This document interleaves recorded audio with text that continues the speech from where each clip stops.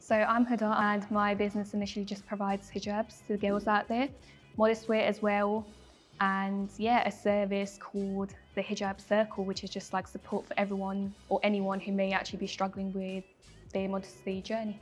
I don't think many people are actually aware of what modesty actually stands for, as in there's a side which may actually see it as kind of like oppression or something like that. And I think it's sort of just people knowing that it's really a personal journey. It's a journey of the heart. Like it's a personal choice. It's very like, again, it's very subjective. So to be able to understand that everyone's struggles are really, really different, I think that is the key bit. So I'd say Shop Hudda most definitely did start from a very personal struggle of mine. I didn't grow up actually seeing girls like myself or, many people of color, to be honest. Like I went to work when I literally started working right after college. I was like the only person of color in my work, and I was the only person wearing a hijab, and there was lots of questions that came at me, which to one may just be like, oh, it's questions over questions over questions, but to me it was just like, okay, like I need to actually understand what I'm doing and actually know why I'm doing it. I feel like lacking that community in my own little personal space actually made me want to start the whole thing. Of course, I did have quite a lot of ups and downs, but I realised there was sort of like a gap in the market where if one was actually struggling with it, they couldn't actually obtain the help. So for example, if someone's actually struggling with their mental health, they know they can go to a therapist. If someone's struggling with like any form of relationships, they can go to a relationship counsellor. But there was nothing really there for someone who may be struggling with, their modesty journey or their hijab journey, which was actually the pivotal moment where I was like, I can jump in, I could be the first, and I could actually start this. There was just something there, and it was like, yeah, it was kind of like a spark, really.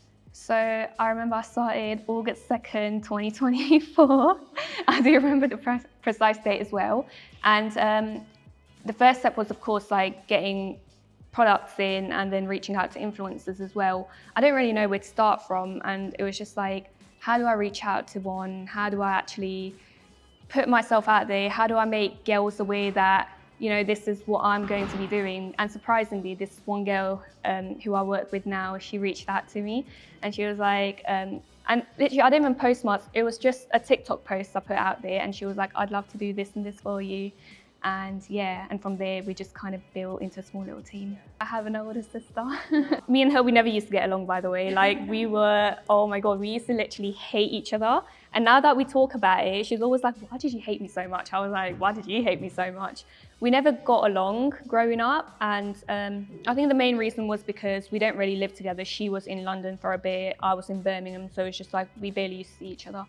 But when me and my mum, when we moved back to London, and I became a teenager, and she could sort of resonate to me more than my mum could resonate to me. I think that was sort of the point where me and her really, really connected.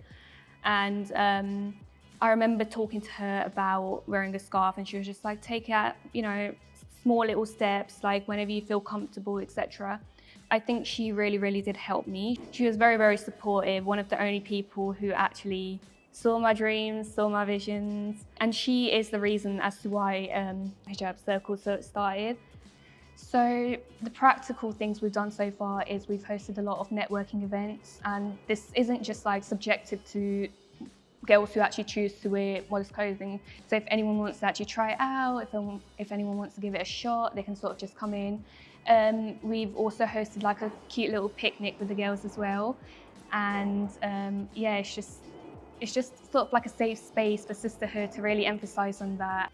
Sisterhood most definitely did put out a sense of belonging for me, in the sense that I never really grew up with many people, who, as in like, I had a lot of different like experiences. There were times when I didn't really have people around me who were practicing modesty, while other times I did.